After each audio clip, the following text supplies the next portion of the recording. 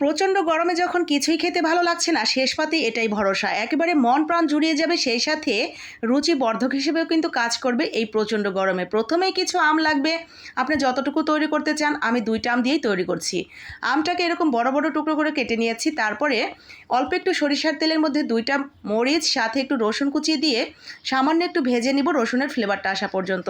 অল্প একটু সরিষা দিয়ে দিয়েছি, তার মধ্যে দিয়ে দিলাম আমগুলো। ভালো করে নেড়ে চেড়ে সাথে দিয়ে দিচ্ছি হলুদের গুঁড়া, মরিচের গুঁড়া আর সামান্য একটু ধনিয়ার গুঁড়া। ভালো করে নেড়ে চেড়ে মিশিয়ে নিয়ে আমরা দিয়ে দিব পানি। পানিটা ফুটে উঠে গেলে দিয়ে দিব চিনি।